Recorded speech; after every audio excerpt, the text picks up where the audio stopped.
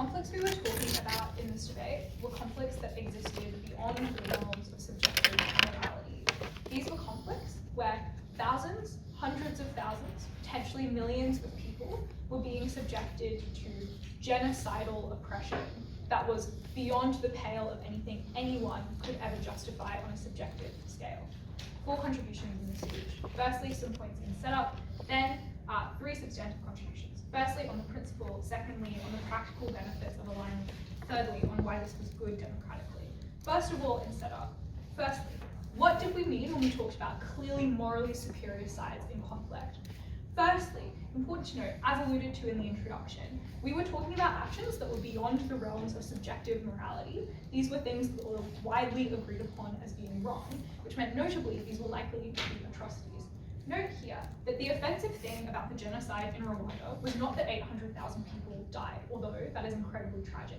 It was that those people died entirely as a result of an ethnicity that they had no control over after having no provoked aggression towards their eventual massacre. It was entirely conducted on ethnic terms. Similarly, Pol Pot's killings of teachers and people who wore glasses were disproportionate and unjustified.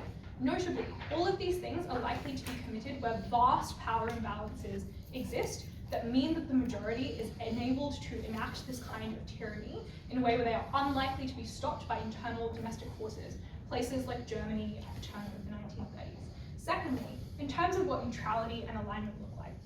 Neutrality, we think, looks like not changing your behavior, not sanctioning, and not commenting on either side of a conflict. Notably, this often looks like maintaining some level of relations with the oppressor, but can also look like refusing to engage or treating both sides of a conflict equally, even if their actions are not equal or proportionate to one another's. Secondly, in terms of what alignment looks like, note crucially, this doesn't mean that every actor has to put boots on the ground.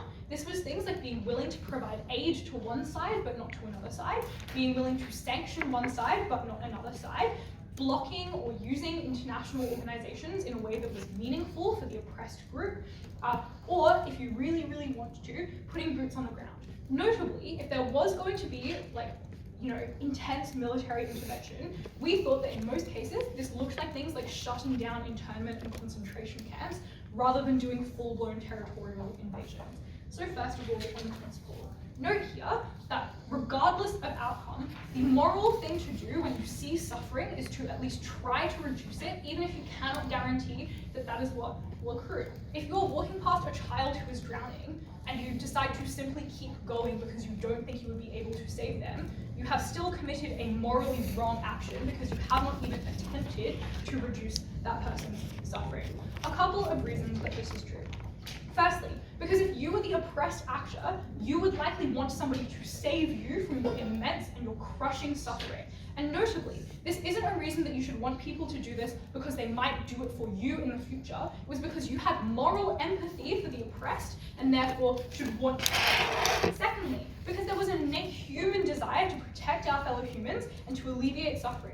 We would point to the evidence that EU citizens are still broadly incredibly supportive of sanctions on Russia, even though it is economically irrational to support them given the intense economic hardship that they have accrued for those citizens. That is because those people have an innate human desire to alleviate suffering and to at least attempt to morally rebalance the scale when they perceive there to be moral injustice.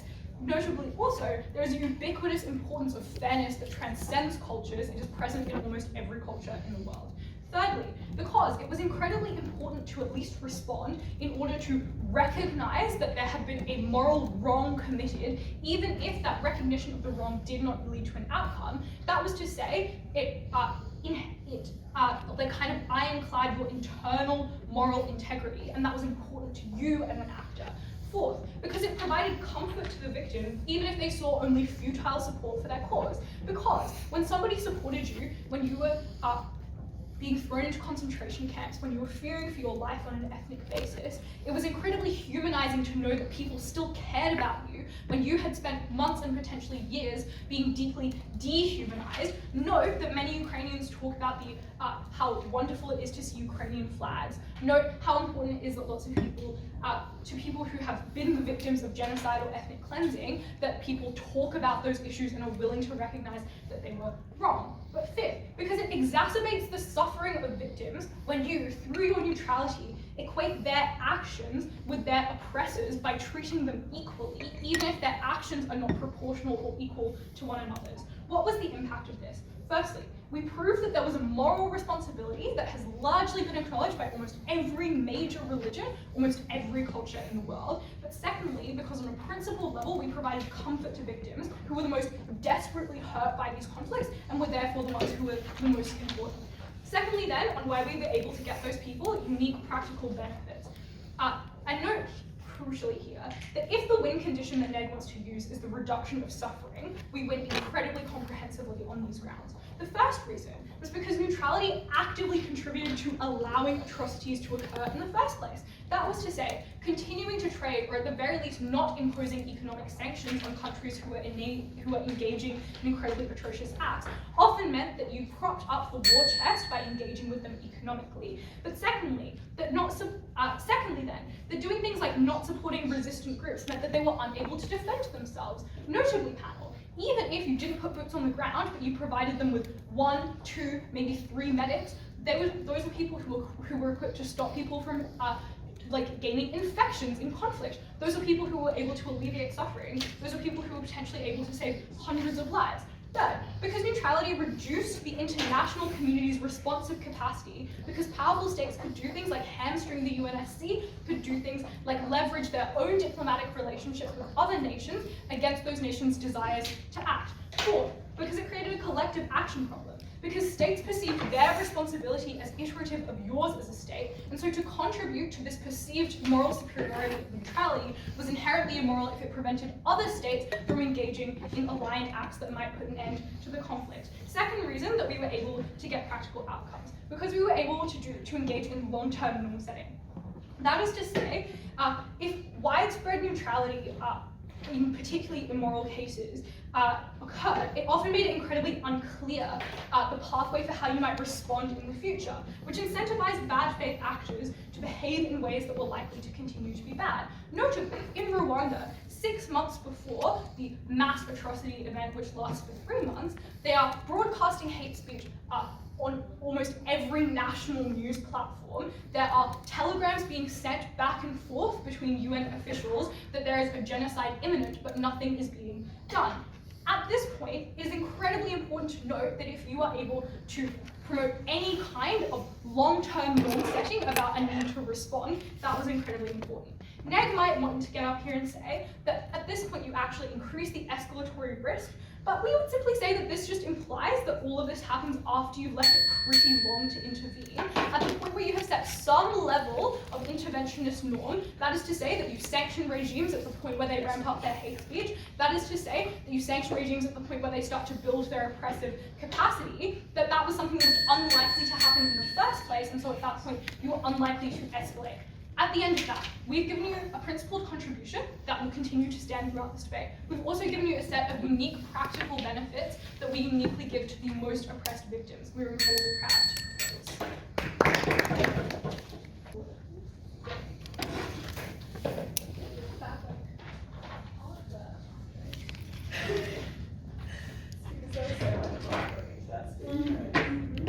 Good to go? Wait, sorry, 1 second. I am not in fact good to go.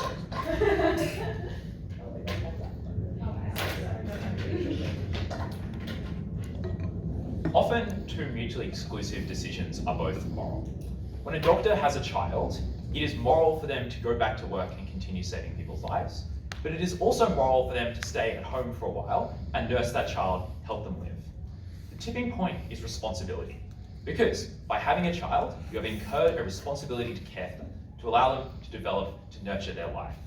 So, not only will side negative prove 3 ways in which neutrality achieves moral outcomes, more importantly, All three of those ways of moral imperatives of neutrality are things that states have a responsibility to do, a greater responsibility than the ones that side affirmative talks about. Because first, not only will we say that it is morally permissible to stay neutral when the morally superior side is unclear to you, but in fact, you have a responsibility not to act when you are unclear that you're acting on the right side. Second, we'll say not only is it morally imperative for you to protect your own country's citizens, but in fact that states have a special responsibility to those citizens. And third, not only will we say that it is your moral imperative not to hurt the rest of the world by propagating a war, but in fact that it is your responsibility not to do so, because to act and cause a harm is an actively more immoral thing than to allow a harm to be incurred through an action. So, those are three things in the speech. For that, 2 notes on setup. Firstly, on that each side's burdens, I would note clearly affirmative do have to stand behind every state becoming intervened to some extent. That is, Malawi has to intervene in World War II to some extent. Whereas on negative, I would note our burden is not to prove then that in every case neutrality is actively moral, but simply that it is a morally permissible thing to do, that it is sometimes an achievable outcome. Second thing on fear, I would note that obviously side affirmative do not have the ability to fiat how these wars are fought. Many of these wars and these debates take place before conscription was largely outdated, before war crimes conventions took place. For example, the Hague War Crime Convention was in 1899. The US Civil War was in 1865. Obviously, both sides in the US Civil War were committing atrocities, so they cannot stand behind sides being morally superior and therefore never committing atrocities, never doing bad things. Obviously, all sides in wars commit atrocities. So, first reason that neutrality is often moral is that often there are valid reasons that the morally superior side will be unclear to you.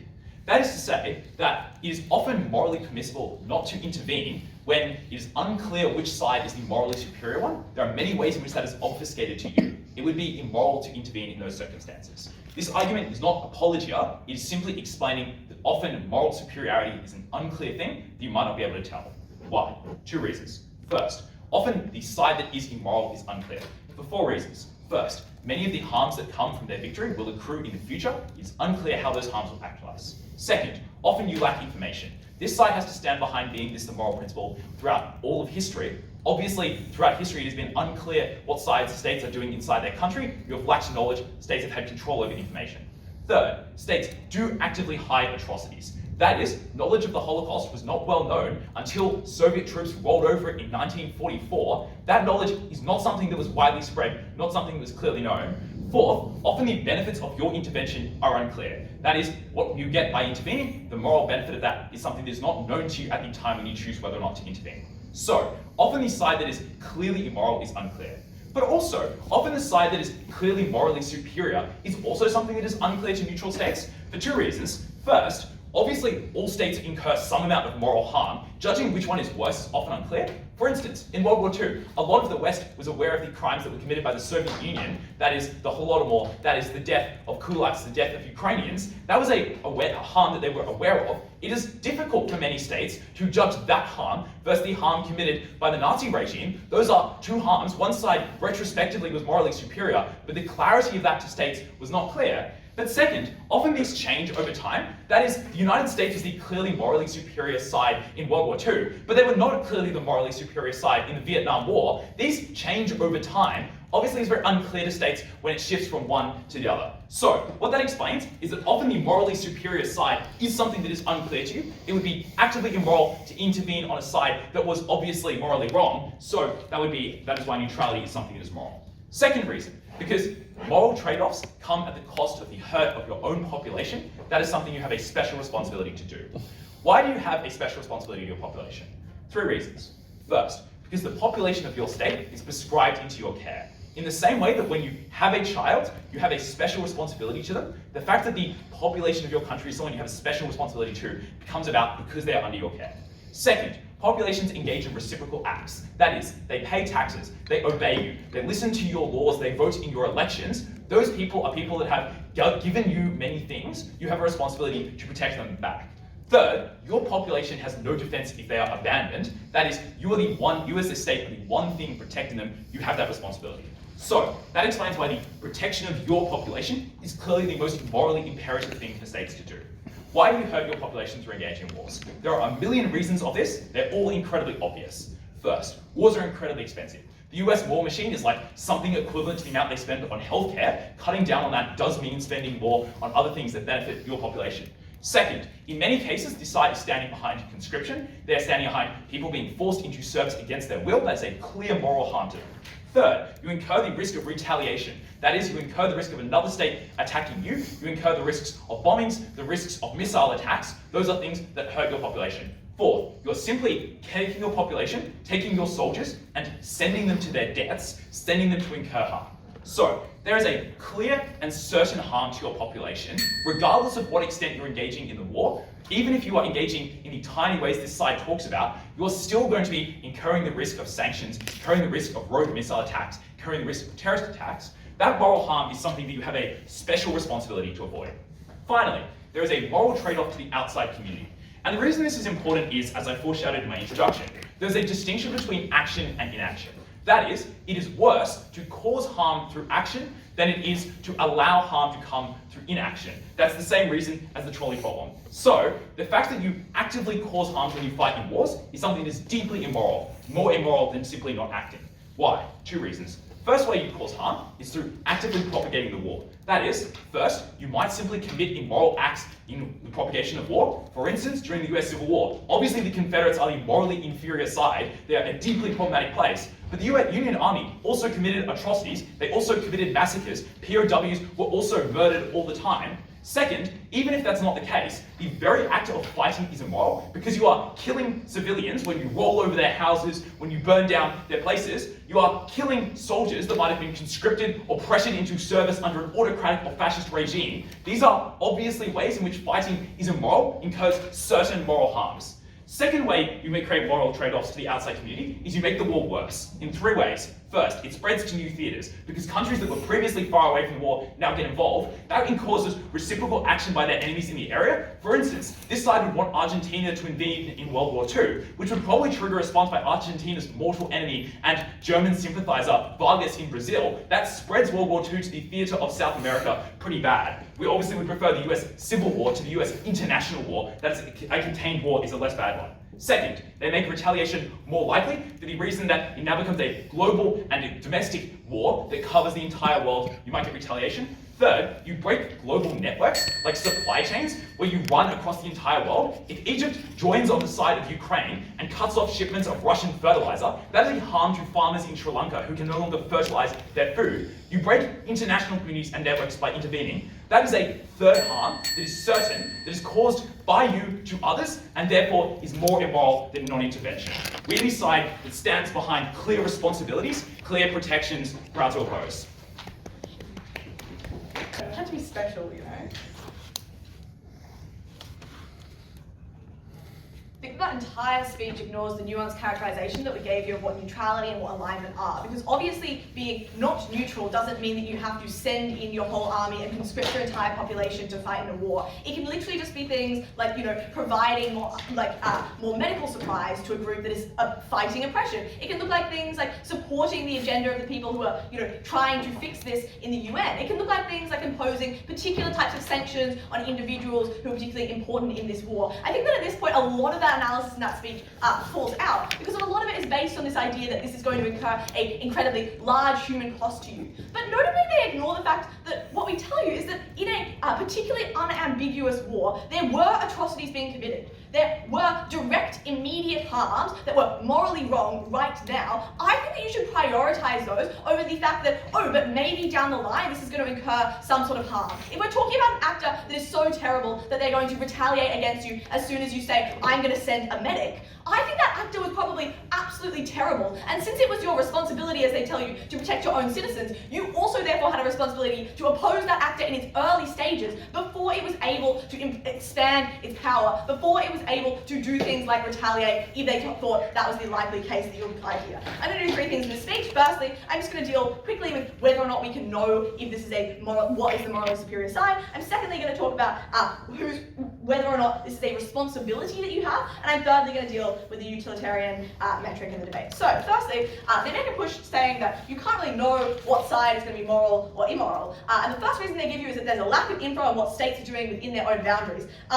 Yes, that's not a reason why you should be neutral. That's a reason why once you have the information of what's happening, you should pick a side. That literally gives you no reason to believe that it's not immoral to be neutral. It just tells you that once you know, you should still do it. I think that at the point at which you know that there's a genocide happening, the fact you didn't know before doesn't mean that now that you do know, you should act on it. But secondly, they tell you that both sides may have done morally bad things and therefore can be ambiguous who is the superior and the less superior side. The first thing that I would say here is just to use their example, right? Which is to say that just because the USSR was doing bad things does not mean that the Holocaust was not absolutely morally atrocious and was obviously incredibly wrong, and that therefore there was a responsibility to the people who were being massively genocided to actually intervene in that. And I think that that doesn't necessarily mean that you have to support what was happening in the USSR. In fact, it often didn't. It doesn't mean you have to say, but that's okay because this is wrong. It meant that you had to involve yourself in that particular fight. Obviously there is the capacity to segment this down. Just because, a certain state that you don't like is also supporting a particular struggle for human rights doesn't mean that you have to align yourself with that state in that way. I think that none of this actually deals with the fact that there is, when we're talking about a clearly unambiguous case, there is a side that is likely to be unfairly aggressed against, as we tell you at Rose. I think that still stands. Next then, let's deal with whether or not you have a responsibility. Because they tell you that, your primary responsibility is to your own citizens. That's what you must prioritize. The first thing to note here is that I just really don't think this is how morality works, guys. I can't jump over the bench and strangle Jez right now because that would be beneficial to my team. And obviously I have more of a responsibility to my team than I have to their team. That would harm them if I did that, and therefore it is immoral. What they're standing for here is selfishness, not morality. And obviously that's the reason why if they say a natural disaster or something, we say that it is that you should send aid, that you should contribute to things like charities, because we believe that there is a responsibility to people outside of you. And I think that actually is explained to you at Rose, when we tell you that this is just something that people agree with, right? When you walk past a drowning child, you should probably save that child, even if it incurs some level of risk to you, because we believe that morality extends past yourself. But even if you didn't believe that, I think that, next thing to say here is obviously that the types of ways you can engage in this aren't just conscription and sending people to their death. That's not what we stand behind to begin with, which I think means that you are able to do this in ways that balances the responsibility that you have to your own people, as well as that responsibility that you have to others. But the next thing to say is that I actually think that often this is part of the responsibility you have to your people, because often in places like democracies, as we've seen recently with the EU, lots of people were behind the sanctions that were being applied to Russia. And in a state where you value things like democracy, if people want this to occur, you should probably do it. And I think that comes from the fact that people tend to have, a real innate aversion to the suffering of others. We don't like to see people being genocided, obviously, because people tend to have a pretty, compassionate insight. They tend to care about things like fairness, which means that people tend to vote in favor of these sorts of things anyway, if you believe that you had a responsibility to your own citizens. But the next thing that they tell you is that, there's a retaliation risk, which is why this is really bad. And I'm going to flip this, because I think this demonstrates to you that even if you thought that the responsibility you have to your own people is the most important in this debate, we actually support that as, we are the side that supports that more when you don't just remain neutral. That was because I think at the point at which you believe that a state is capable of retaliating and likely to retaliate against you as soon as you signal, I'm going to do this small thing, I thought there was probably an incredibly large risk that even if you didn't, they were likely to do aggressive things anyway that might harm you into the future. But equally, when the international community is permissive of standing back and not engaging, that sets a norm that means that people are less likely to come to your aid if you ever find yourself in a situation of conflict. Which means, if you believe that you had to protect your people, there is a reason why you should protect other people, because you want them to do the same thing for you. So it's like a quid pro quo here. If you protect others, they're more likely to do the same for you. That means that fulfills your responsibility to your people at the point at which you are helping to stop incredibly bad things occur on an international stage. It changes the norms to be better for you. Alright then. The last thing I'm going to deal here with, because I think it's pretty clear that this is important on a moral level outside of outcomes, is the practical outcomes in this debate. And let's note that first speech ignores the majority of what we tell you here, which is that when you are able to get more people against this actor, when you are able to isolate bad states and bad actors in this way, you are able to avoid the escalation of conflict. And I think that look like things like you are more able to signal that things are not going to be okay, and that this actor should think twice, or different states, when they're thinking about committing these things, should think twice because they're not going to be able to support it into the future. But I think it also looks like things like, for instance, if a state has 50% 70% of the world is like, oh, I'm neutral, they probably think that even if they like fuck up the war and they, do a really bad job of it, they can at the end back out and the international community will accept them back in, which means that they can enter these sorts of wars and conflicts and stuff like that with a lower barrier of entry, because they don't have to worry so much about, annihilating the other side in such a loss that no one's ever going to take them down. No, because they think they can maintain a sufficient level of allies that they're probably going to be fine in the long run, which means that the decision calculus to enter into these sorts of conflicts changes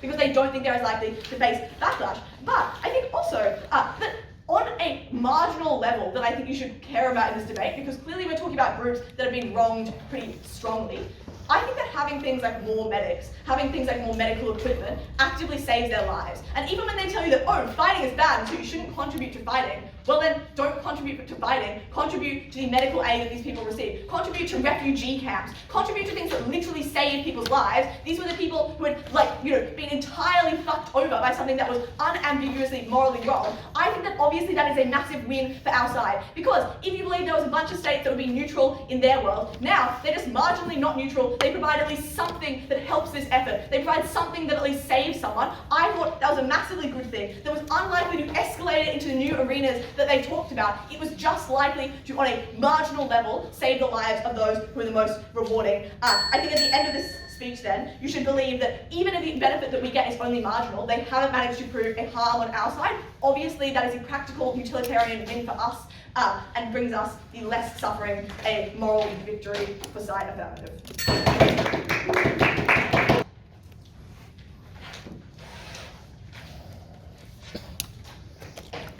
Three issues of the speech. Firstly, are omissions moral acts? That is, if you choose not to do something in an instance where you have to take one or the binary decision, is it moral to do nothing?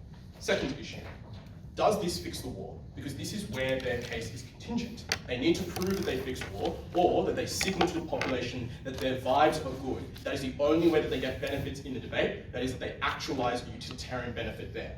Thirdly, on the domestic population, and why your population matters more than engaging in any war whatsoever, and why there's necessarily a trade-off between the two. First issue on whether or not omissions are justified. We would say that just because a belligerent in a conflict, that is someone else in a conflict, is morally correct to be engaged in that conflict, does not mean that a third party engaging in that conflict is morally correct. For example, let's think about the trolley problem.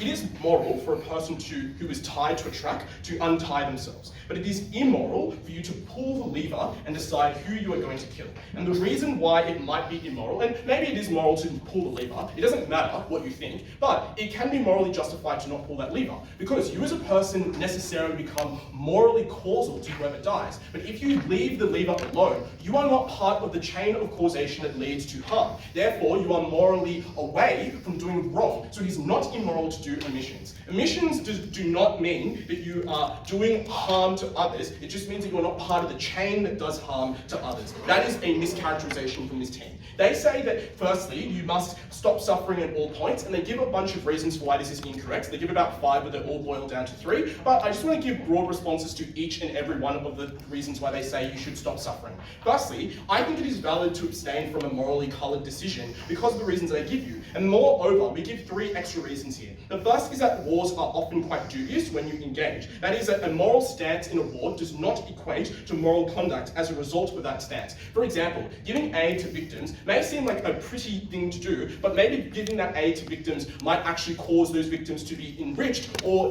become resourced to do war crimes themselves. So you are still part of an immoral chain of causation. Yes, the victim should not have been a victim, but it does not mean that what the victim will do will be moral as a result. And likewise, your own soldiers, you don't know if they're going to commit war crimes if you engage with boots on the ground, and this team can't figure out whether or not you will be a non-belligerent, that is just giving aid, or if you're actually engaging in hot conflict. If those two occur, we think that both of them necessitate an immoral outcome. But secondly, it is valid to abstain from a morally coloured decision because a morally superior side does not mean it is moral to join an actor. For example, it is moral for a person to engage in self-defense. For example, if someone is being mugged, it's okay to push away the mugger or maybe harm the mugger if you are the victim. However, if a third party were to engage, the harm that is done to the mugger is actually not their quibble, not the third party's quibble. There is no reason why they are morally required to engage in that thing because they are not a part of that circumstance that leads to harm.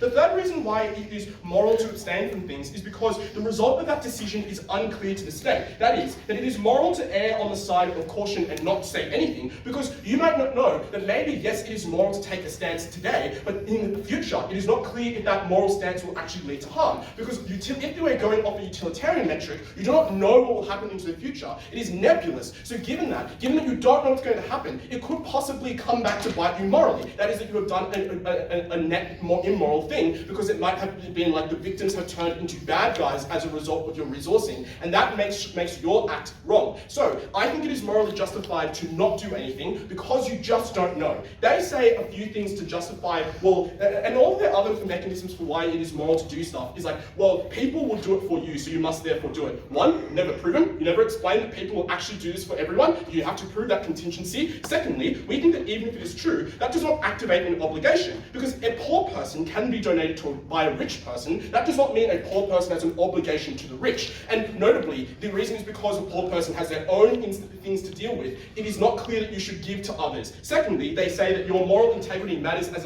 a state, so you therefore must do this. This is contingent on proving this is a moral act. So you do not, this cannot prove that you must stop suffering at all time. You must first prove that this is a moral thing to do. The third thing that they say is that you provide moral support to the people who are victims and pronounce that they are morally superior. But if this is a clearly moral side, I don't think that it needs you to tell them that they are morally superior as the side. That was a ridiculous claim. Let's talk about the second issue in this speech about fixing this wall. This issue just loses the affirmative debate if they do not prove that they fix a wall, because their moral imperative is that you must stop suffering at all time or attempt to try and stop moral suffering. But that means that if you engage in that attempt and you do more suffering, you lose the debate.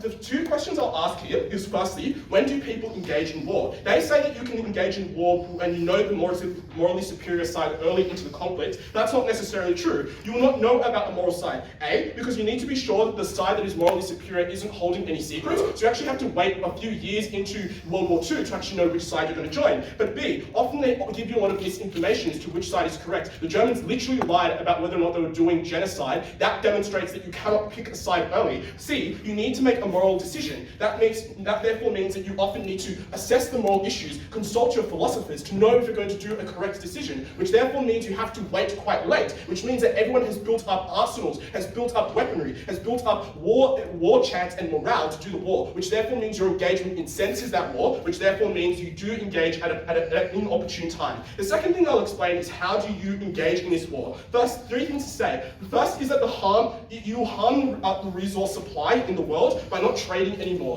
because you invite sanctions and stop trading with a side if you have decided to take another side. And that's bad because it means you can't produce goods and services for the world anymore. And let's weigh imperatives in this debate. They want to support victims, but we resource the world by you engaging in the global economy. That is more important because one, the size of stakeholders is more important. There are people in Africa who have nothing to do with this war, who still need goods and services that you create and give to that country. But secondly, victims rely on these resources as well. If you stop making electronics because you cannot get resources from the people that you have distanced yourself from, then that means you cannot create goods and services for the victims who are in the war as well. You should create things and be a productive community. The last issue is about the population in this debate. We think this wins the debate outright because you need to forsake others when there is a real risk to those who you owe an obligation to. That is, a parent must abandon someone else's child if it comes at the cost of your own child. And that is for a number of reasons that Jack gives you. We tell you that this comes at a trade-off to your population. They say, well, you can balance your population. Not true, because if you take a side, you invite sanctions. If you take a side, you invite preemptive strikes. If you take a side, you cause internal and civil unrest. People don't do things like trade anymore because there's lower investor confidence. That loses people homes, it loses people money, and it loses people the ability to eat and sleep. That is wrong. But also, they say this is your obligation to your people. Their first reason is because people don't like seeing suffering. Just because it's a preference of the population does not mean that that's how you dispense your obligation with them. For example, a child has a preference to not take medicine. That does not mean you have an obligation obligation to not give them medicine, you should still protect your population, but also, secondly, they say you protect your people into the future by gaining an ally. You can gain allies in different ways. You do not prove that this is the way that you actually activate your obligation to your population. And notably, your population is owed an obligation because you are the only defender of that population. The same way, also, a parent does not choose which sperm becomes their child. You still owe an obligation to that child, even if you do not select to be in that obligation with that child. Therefore, you have an active obligation to your children. Any trade-off is immoral in this debate to your people. And just because you want to make some victims feel slightly better does not mean that you actually make their lives improved. But even if they get a benefit there, you must prioritize your population at all costs, and neutrality does that.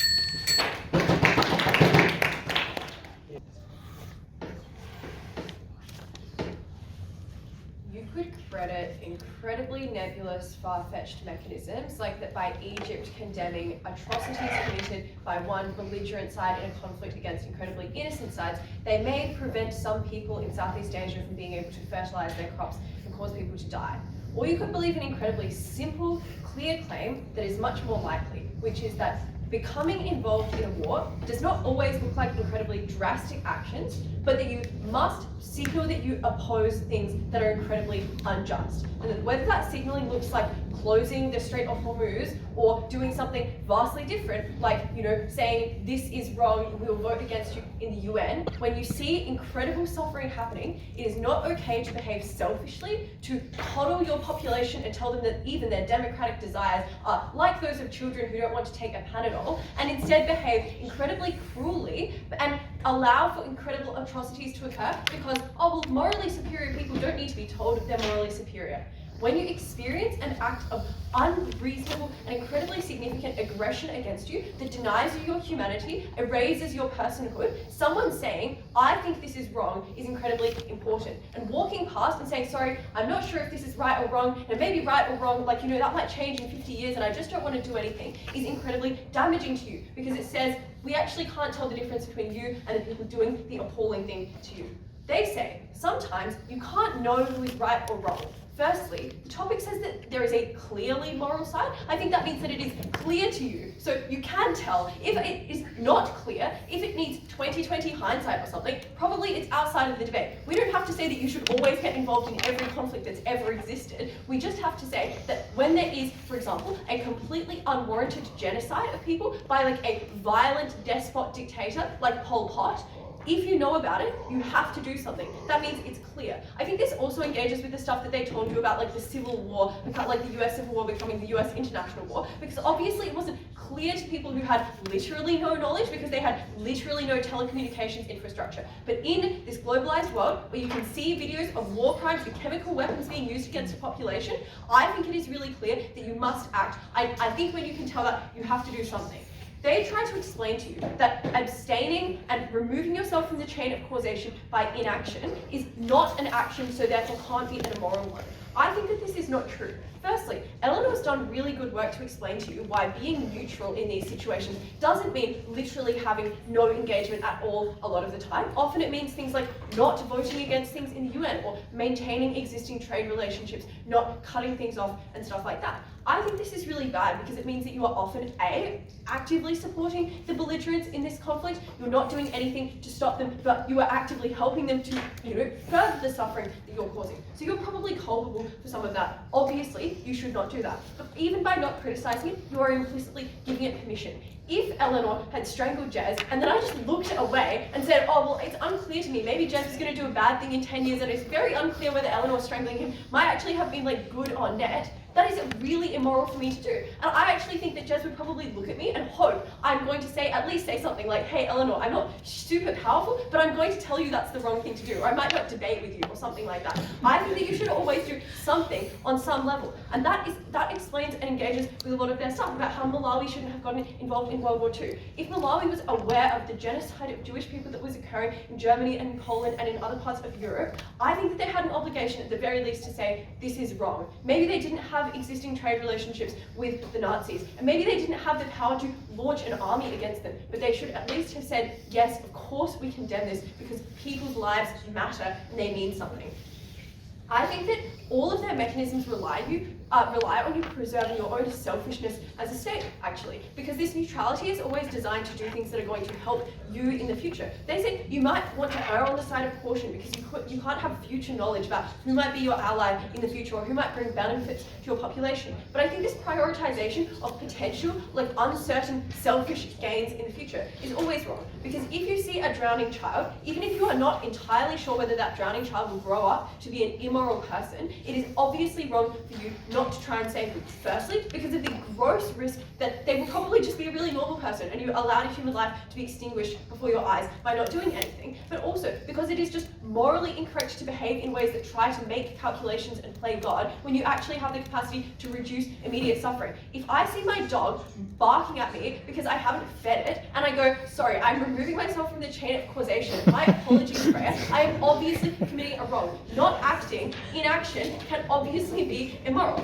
They say, like in Jez's speech, you need to that we kind of hinge our benefits on fixing the war. I don't think we do. I've given a lot of examples about how signaling can actually ensure your own moral integrity, but can also be incredibly beneficial to victims. We've explained that you do not have to have a global total war where every single army gangs up on one belligerent, because firstly, that's probably a little bit excessive, but secondly, because that was not necessary in order to to have the effects that you might desire, but also to ensure your own moral correctness. They say that it's really that you might be denying people by trying to fix this war, you might be denying people of other downstream consequences, not providing them sufficient goods and services. And I think this is also an insufficient response because firstly, I think that it is incredibly likely that the way that you act in this war, because it's not always trying to fix it, isn't going to have the drastic consequences for most countries of denying them of all fertilizer or extinguishing, the production of any kind of electronics that can save people's lives. But I also think that it's really likely that firstly, there is some level of trade-off that is acceptable. If you lose money from not selling arms to a war criminal that you could then have spent on social security problems or something like that, I'm just saying, I'm making an example. Please don't gesticulate so loudly I can hear you in my speech. I think if you were selling, you can make money doing things that are obviously really immoral. But the fact that you might use that for moral things doesn't legitimize that original moral act. So that is why it would be wrong to sell arms to a war criminal. Similarly, if you were selling fertilizer or buying fertilizer from someone, I think if you're making a lot of money on funding a war machine that is doing incredible harm, possibly it is still morally wrong. But I also think that it's really likely that someone else is going to start making fertilizer if we identify this significant problem. Because again, we recognize that that is a major injustice. And we are standing behind the work where people try to solve moral problems. Lastly, they tell you that messaging is unimportant because you would already know that you're morally right. I don't think that is true. Firstly, when you're confronted by intense dehumanization that says wanting your own rights is actually violating natural law or against God's wishes or something like that, it's really likely that you may begin to internalize it, you may begin to believe it, you may begin to believe that there was some kind of predestination of your own suffering. And it's really good for someone to remind you that you actually have dignity and worth and that that was not predestined. But obviously to the international community, which Elanor explains, is really, really important because when you set a norm of engaging with people who are behaving in heinous ways, you do not permit that in the future. And people are much more likely not to behave in heinous ways because they know they will receive consequences. And that prevents a huge amount of future suffering. And I think if you were to weigh that future suffering against the potentially nebulous future suffering of lower fertilizer shipping, longer shipping times for fertilizer or something, versus the world in which you do not intervene on immensely immoral things, that is incredibly bad. Lastly, they tell you that you have a responsibility to your own citizen that is unique, and they try to analogize this to children. Firstly, if you choose not to help someone who is suffering because it might inconvenience your child, e.g. by passing a resolution, you are doing the wrong thing, even though you have a higher responsibility to your own children, because obviously you still have the capacity to prevent that suffering. All of their responses about democracy are infantilizing to people who can legitimately recognize a moral need to intervene in something. If they vote for it, you should certainly respect it. Incredibly proud to propose.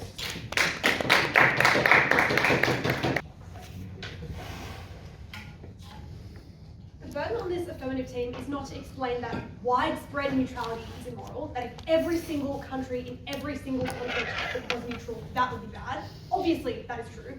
The motion is that neutrality is immoral, which means that this team has to explain why the act of neutrality is immoral. And I know that there are a number of other instances where that is the case, right? If everyone, didn't shower, that would make the world probably a lot smellier and that would probably be morally bad. But for an individual person to not shower, obviously that is not immoral. That is what this team has to explain. And the note that I'd make here is just that these aren't situations where you're saving a baby and you don't know what kind of person the baby is going to be when they grow up.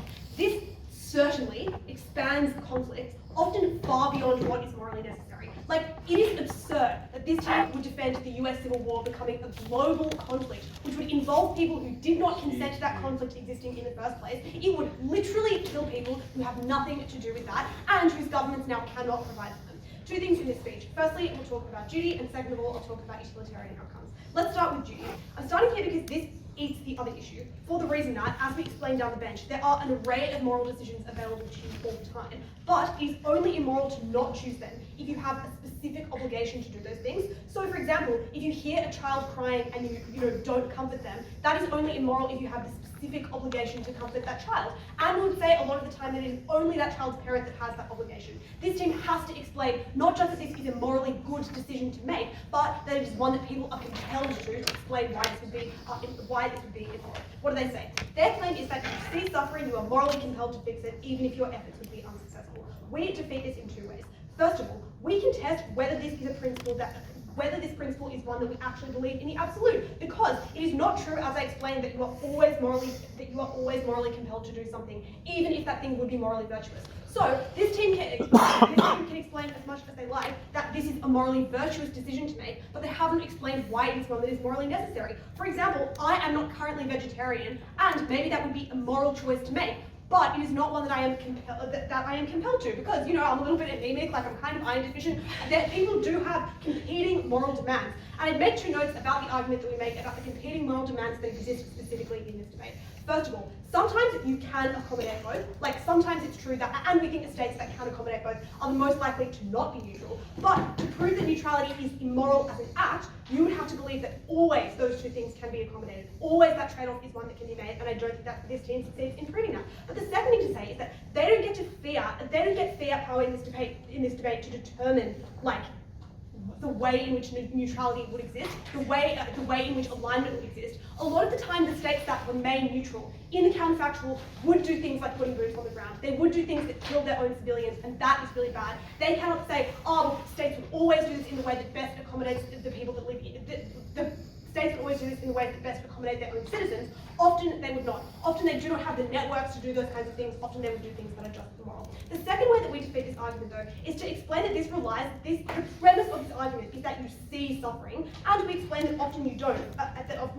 For example, often it is the most evil, actively evil states that actively obscure the atrocities they are committing. Often information is hard to access and hard to weigh. Yes, we can now say what happened during the Holocaust was immoral and was an atrocity, but a lot of the states that were engaged in those conflicts at the time could not see those things, and that is bad. And this response is, this is clearly in situations where you know it's immoral. But I would note that intervention is time sensitive. Neutrality is time sensitive. Often you receive the information about whether that was immoral later, that is just mostly the case. Let's deal with their actual responses to those claims. The first thing they say is that, it's possible to do intervention within your means. It is not always costly. It doesn't always come at the cost of your own population. Two responses. First of all, those things do incur harm too. Even if you are doing things that is, the baby version of alignment or the baby version of intervention, those things do hurt you. Sanctions, sanctioning other states, sending aid cost money that could be feeding your own population. Retaliation risks exist even when you don't intervene militarily. For example, if right now Modi picked a side in the Russia-Ukraine war, yes, that is, I think, a conflict where there is clearly a moral side. But Modi would then lose, for all of the people in India, either the support of the US or Russia, and millions of people would die, and that is immoral, even though there is clearly a moral side that we clearly know about right now. But second of all, this line of argumentation that, well, you can just do it within your means, actually weakens their case, because it suggests that responsibility is fungible. It suggests that you do not always have to act in a particular way, even when there is a clearly immoral side. Their next claim is that, you do have a moral responsibility just to everyone all the time, and that tries to respond to all of our stuff about the specific moral obligations that you have to your own people. And I note that this is a pretty big moral claim, like to suggest that your obligation to every single person all the time is always equal, is a pretty implausible claim to the average reasonable voter, and I do not think it is substantiated to the extent that it would need to be for you to believe this. But two additional responses. First of all, failure to act just is not the same as committing active harm. Like, if Elanor didn't intervene when I was strangling Jez because Rose had fainted, that would not be the same as Elanor walking over there and strangling Jez herself. Those are clearly morally different situations. And I think this team kind of tries to get away with murder in this debate when they suggest that they are. The second thing that I'd say is that this team significantly undervalues the actual trade-off that's being made. Sometimes this literally is just a trade-off between two sets of lives, the lives in your country and the lives in others. And the reason that that is true is that multiple kinds of suffering unfortunately exist at once. Multiple conflicts often exist at once. And to not remain neutral in some conflicts forces you to forsake some people in your country, or even to forsake the lives of people in other countries that are more proximate, other countries that are your allies. That is terrible. At the end of that, clearly this is not something that states ought to be compelled to do. Clearly it is not immoral. Secondly then, let's talk about utilitarian outcomes. The first claim is that, well, it contributes to a collective action problem when you do not intervene, and it would improve the conflict if you did not. First of all, this argument explains why widespread neutrality maybe is immoral, but their burden, as I explained in my introduction, is higher than that. They have to explain why each isolated instance of neutrality is immoral. Why is it immoral for Chad to be neutral in World War II? Why is it immoral for Malawi to not take a side in Russia and Ukraine? I don't think this team ever explains that. And that is why their claim about incentivizing peace doesn't make sense, because not every single country is in a position to provide those incentives to the states that are committing atrocities. Like, I just do not think that Germany would have cared if Malawi was like, we love the Jewish people. Some states do not have actual capacity for their engagement to be meaningful, and that is what this team would need to explain. But second of all, if their claim is that, oh, well, this is an important way for victims to access justice, we would suggest that often they cannot receive that signal. Often victims cannot access the information about the ways in which other countries are trying to help them. That catharsis often doesn't flow to them, especially in the instances where they're describing where states are so repressive that they do not allow information to trickle through. The next claim is that intervention improves conflict. We explain that this is not always the case. More often we say that it expands these conflicts. It leads to things like retaliation and crackdown against the most vulnerable. That expands that harm, and that harm is far worse, which means that on a utilitarian basis, you ought to give this debate to say negative. Why is it that this is more likely that it's fixing the conflict? Three things. First of all, often intervention is actualized particularly badly. For example, the US intervening in Afghanistan is probably moral because ISIS is bad, but the way in which that intervention was actualized created an enormous amount of harm. And there are a lot of instances like that. Firstly, for the reason that often states lack the knowledge, as we explained down the bench, to be able to know the way in which they should make this decision. But second of all, often they intervene because they have perverse incentives, and those situations are bad. Second of all, retaliation is the most likely with the least moral actors, which are the cases where this team tries to win. But thirdly, expansion is certain. It incentivizes alignment with other states. It is good that the US Civil War wasn't a world war. We would not forsake the lives of millions of people across the globe before that.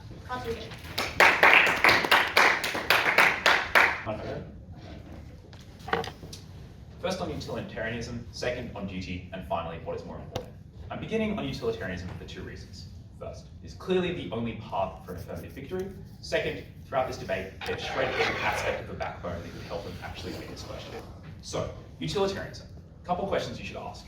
First, will side affirmative actually intervene in a number of these cases? Because at third, they say, actually, we won't intervene in the American Civil War because we wouldn't have had enough information to know which side is better. Presumably that information disparity also did not exist for a huge amount of history. They simply forsake those examples. Second, if they do intervene, when will they do it? Because at second affirmative, they can see they will not intervene until they are certain that one side is morally superior.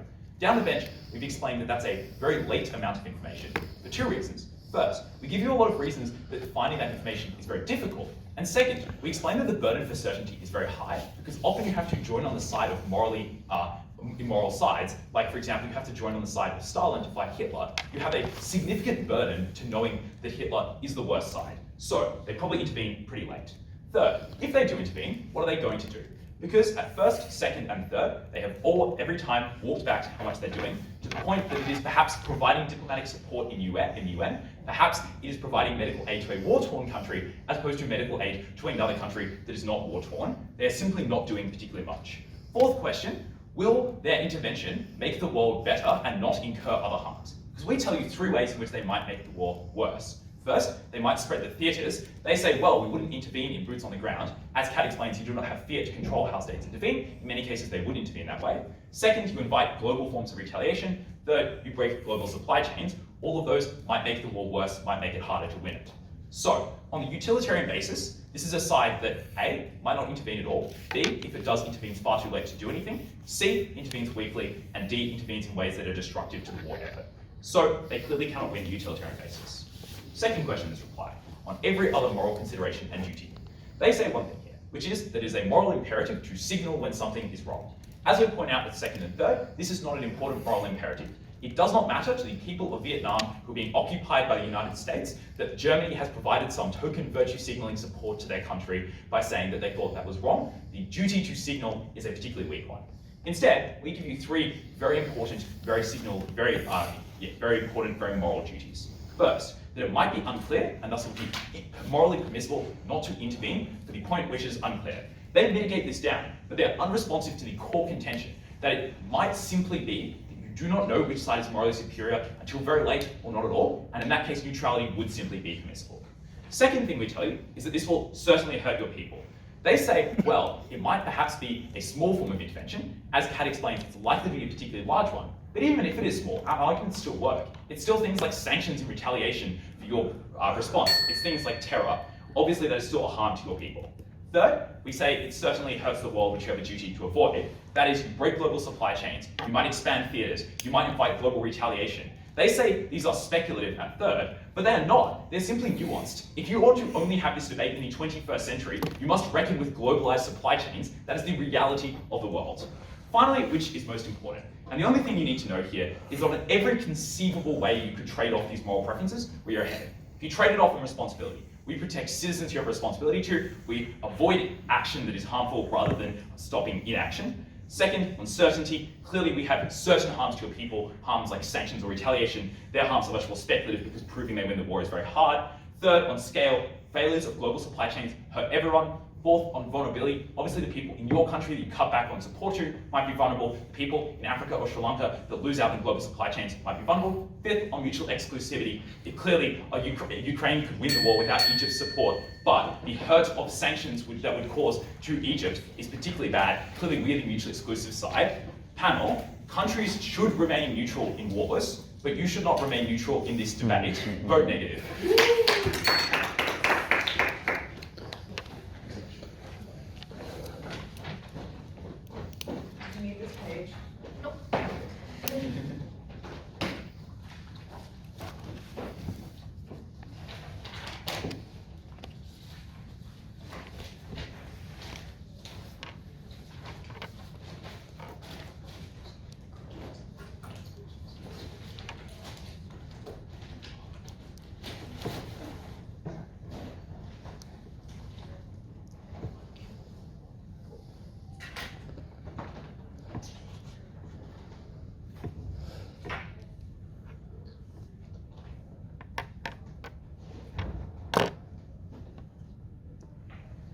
Jack attempts to strangle this debate by case shifting a reply and saying that either we will make the war worse because everyone will have to put boots on the ground in Poland, ignoring the clear analysis that we give you about nations having internal knowledge of their own capability and the scalable ways in which they can intervene and align, or by saying that actually all of the benefits that we can get are very, very marginal because this shrinks the impact of the likely actions countries do.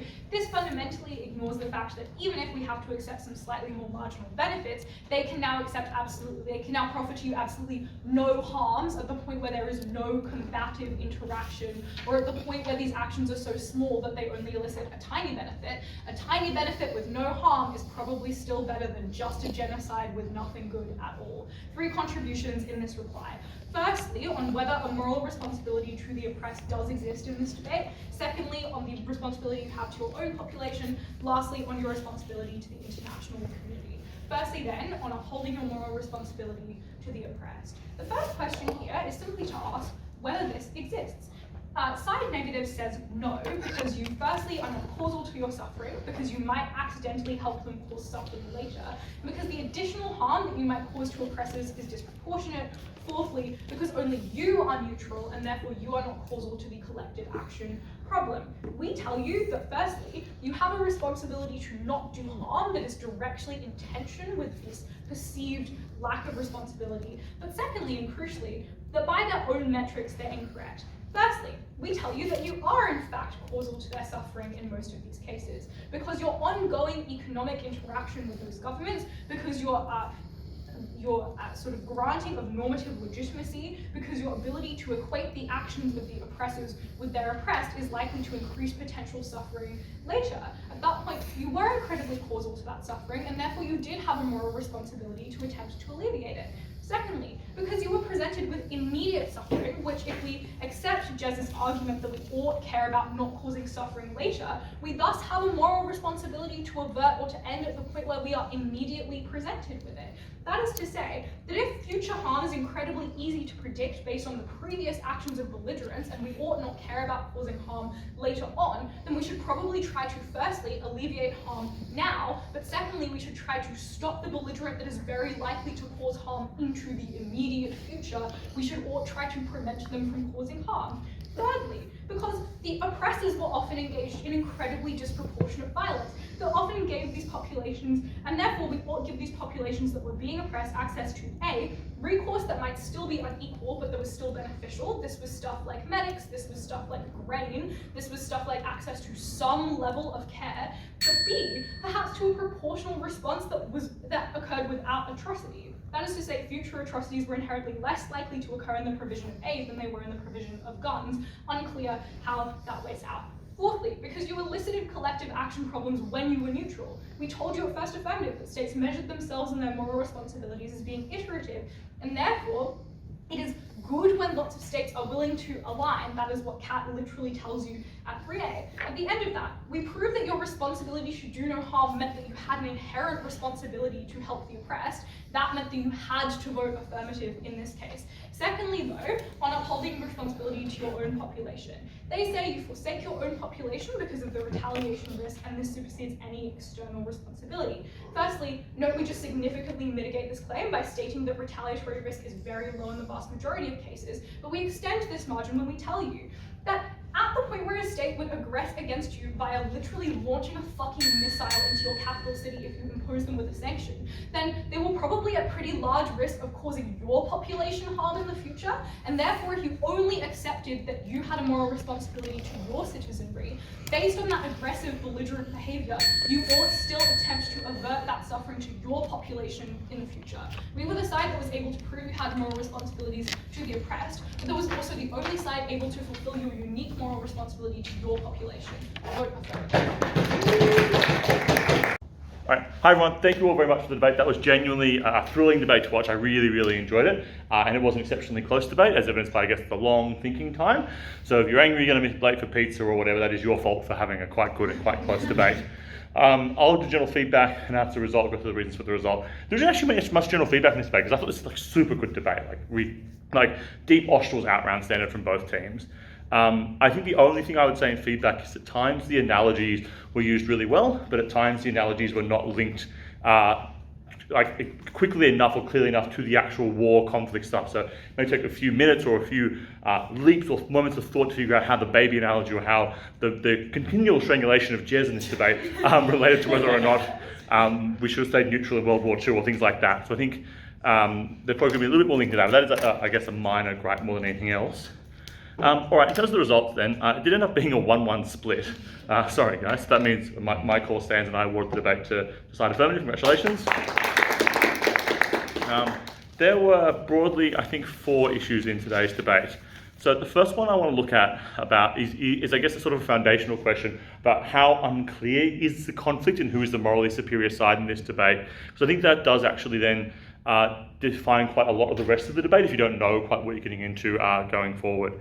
And I think, so what Neg tells us is that you don't have full information in lots of these cases. It's quite murky. You don't know what's going on. There's issues of difference. People obviously claim they're the morally superior side. No one will actually go out and say they're the bad side or whatever.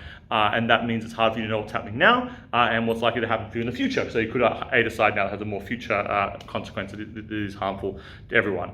I think AF is able to defeat this in a couple of ways. The first thing on the question of things now, I think they get sort of a free pass on the topic, I guess, with the idea that it is clearly morally superior side. So I think that allows them to say, in circumstances where we really genuinely know it is bad, we would intervene. And in cases where we don't know yet or don't have enough information, it would not be moral in those senses to intervene. It's not what the debate is about.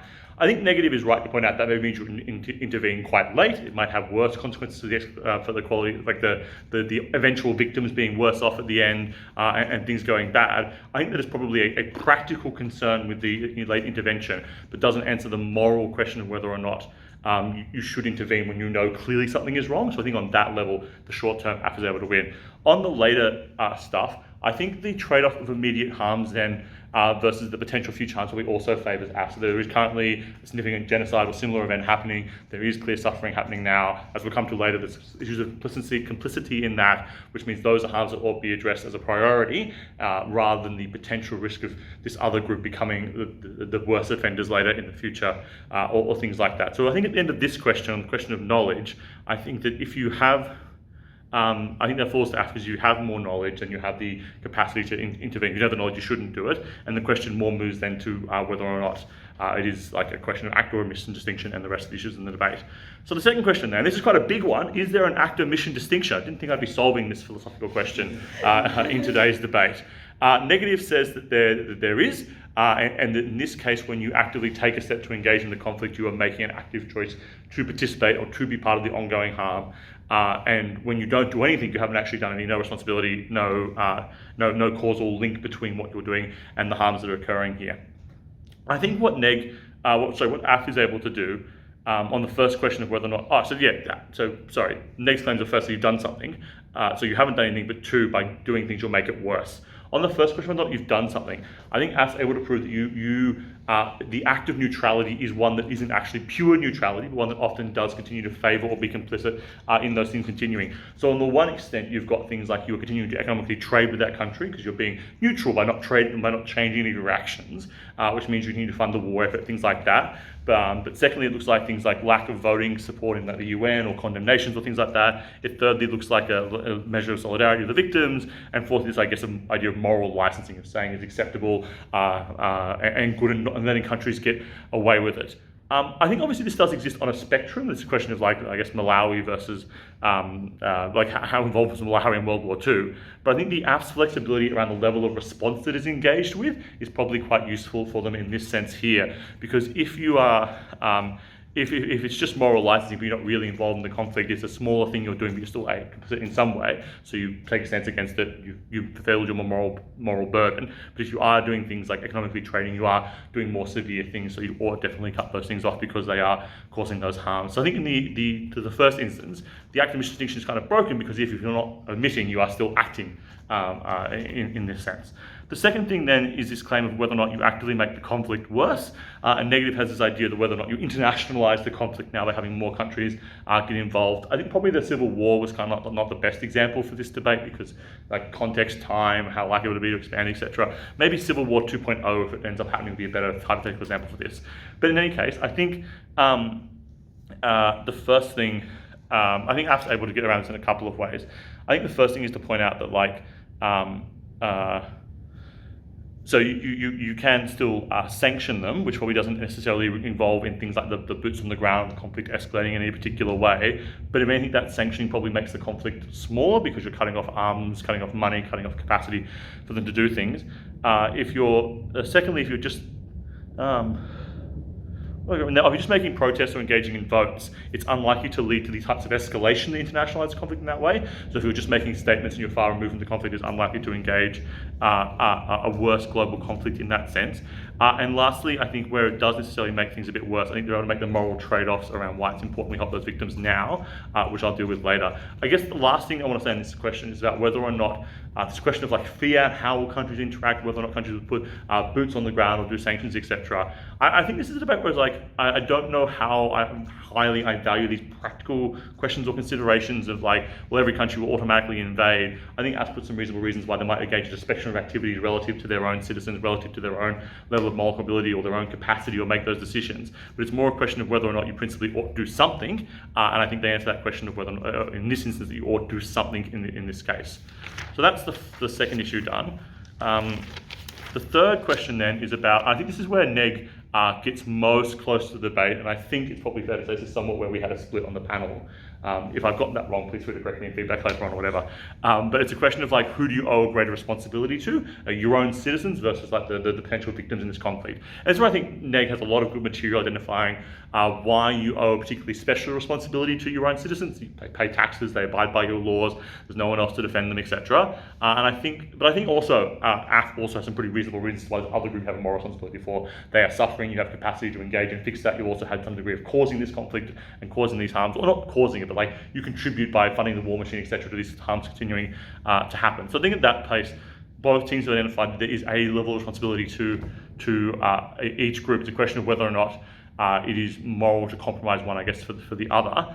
And I think negative, I think, does identify in whatever spectrum of intervention we take, whether it's just sanctions or risk of retaliation or boots on the ground, that all those things come at a cost to their own citizens, be it a livelihood cost if people are actively dying, or whether it be a question of like sanctions or where you lose income and things like that.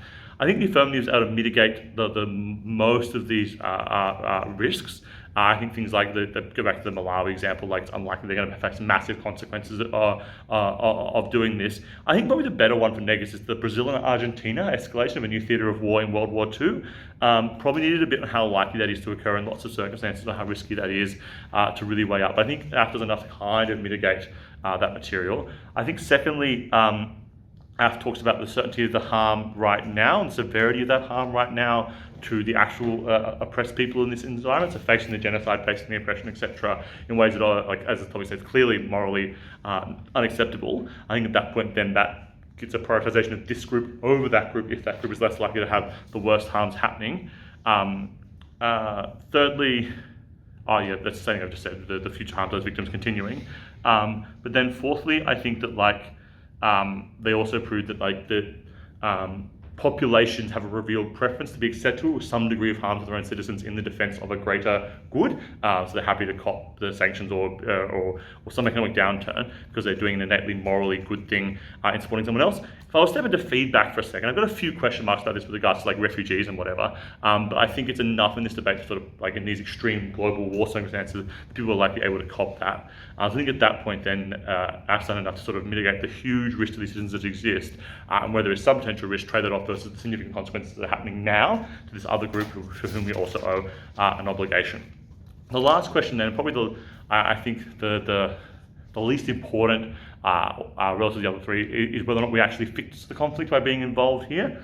I say this is less meaningful because I think it's this question of like principle v practical outcomes, etc. I think it is linked enough to principally because like if you make the conflict worse and don't fix things, that is not fulfilling a moral obligation to help these people. But I think AF does enough to sort of suggest why taking stances is likely to have an impact helping these groups. So you reduce their military war machine power by cutting them off on trade, etc. There's things around the international community, like not blockading votes to take further action to push them down, things like controlling sanctions, all the stuff I've kind of gone through already in the oral adjudication. I think then that weighs off against what NEG tells us, that you're likely to make, I think I've dealt with a lot of the reasons already conflict-wise from NEG as to why the conflict doesn't get worse, so it doesn't actually worsen the conflict. But I think also, as AF points out, that these steps they're taking actively reduce the capacity for the aggressor or the belligerent to continue to do the bad war things, which probably then reduces the conflict overall. Which means ultimately at the end of all of that, I think that where circumstances are very clear, the AF is able to prove that you have an obligation to do something, and that's why AF wins the debate. Hope that all made sense. Please feel free to feedback if you want it. But I also think we should go get some pizza. Do feedback over pizza. Technically, motion release for